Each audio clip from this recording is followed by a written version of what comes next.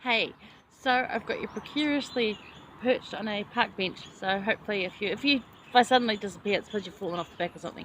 But I'm giving it a shot, because as I said, I forgot my tripod back in Hamilton and I'm down in Palmerston North, because my grandma's not very well. So here I am. This is Victoria Esplanade. I'll give you a little panoramic at the end of this, because it's just, I mean, the video's not going to do it. You just have to be here. So if you're in Palmerston North, Victoria Esplanade is totally a place to come. The playground is amazing. There's even, I'm going to try to remember to take some photos or some video over. There's like a, where you can get like little kids on bikes, and it's set up like a little sort of town with like a road, and it's got a full-on give way, stop signs, speed signs, the whole lot. It's really cool, so they can sort of practice their road safety and hang out. Oh, see you wobbling because of the wind. Oh dear. Don't disappear on me. Anyway, that's really cool, so I'll try and take care of it then too. Try and remember, because it's been hectic. But anyway, so we're back into Come Follow Me after conference, and I really love conference. I still have to finish watching rest of Sunday, because as you know, on Sunday here, it's for Sunday in America, when they have it, is Monday in New Zealand, and Monday I was travelling down to Palmerston, so I haven't actually watched most of it.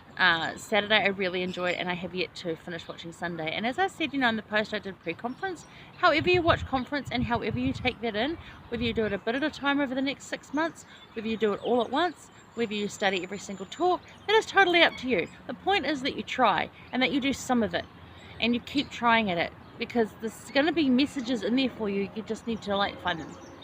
So, you know, however you do it is your way. But anyway, we're back into Come Follow Me, and we're in 3rd Nephi 20 to 26. And this is Jesus continuing to teach the people on the American continent. So we're kind of interrupted right in the middle of it. So in verse 20 we're going to go now. He gives them the sacrament and teaches them about that. And then continues to teach them about so many different things.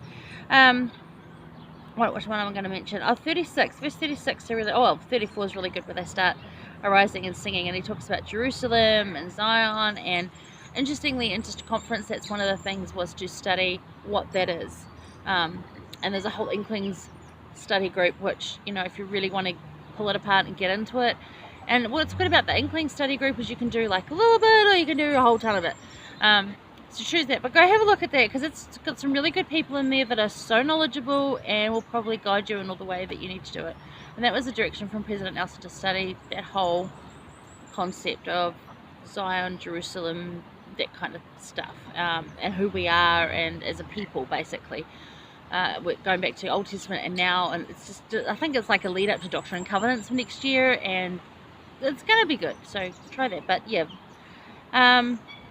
36 is awake and put on your strength, shake yourself from the dust, and beautiful upon the mountains of the feet of him that bring good tidings. So it's really cool. But over in verse 42 it says, for you shall not go out with haste, nor go by flight, for the Lord will go before you, and the God of Israel shall be your reward. And we're talking about Israel, you know, Israel as a people. Kind of cool. So anyway, have you felt the Lord is your guard, is the question. Because yeah, I have. Especially this week. I mean, I often do anyway, but I really have this week in just so many different ways. Yesterday was kind of special. I was sitting with my grandma. Now, she's apostolic, so she's not a member of our church. But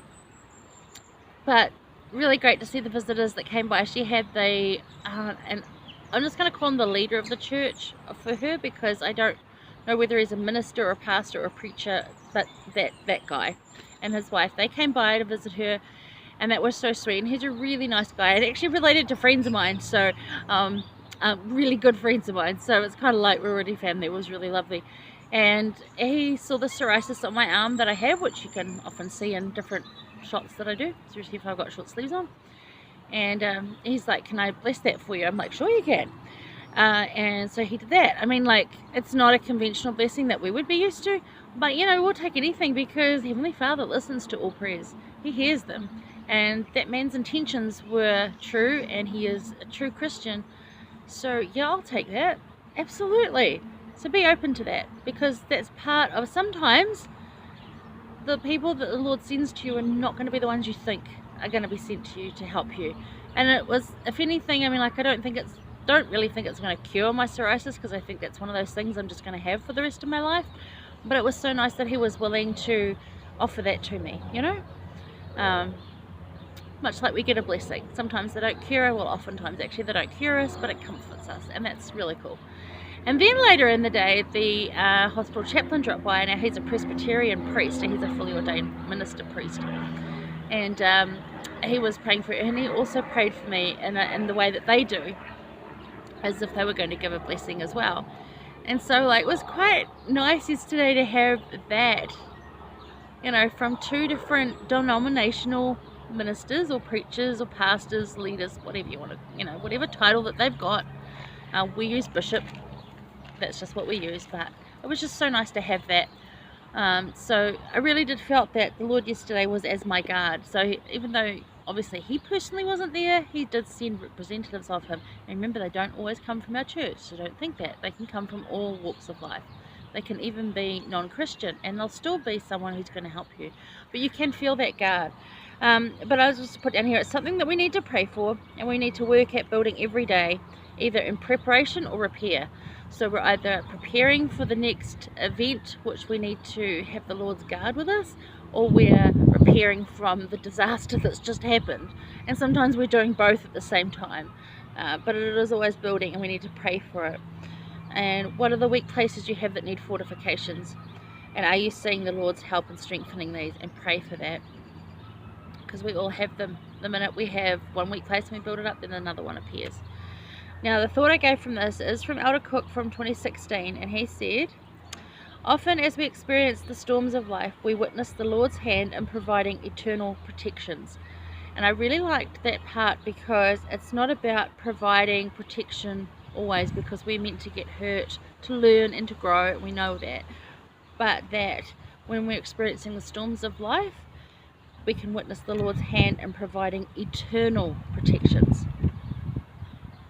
Deep, right? I like that. So that's this one.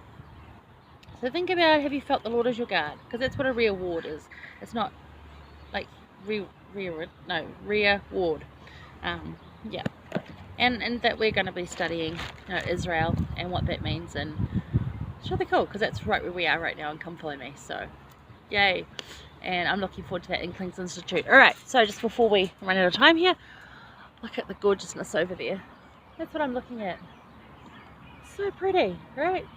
And I'm going to go down there because I've heard there's rose gardens. So that sounds nice, right? Okay, see you for the next one. This was number 1. See you for number 2 in a bit.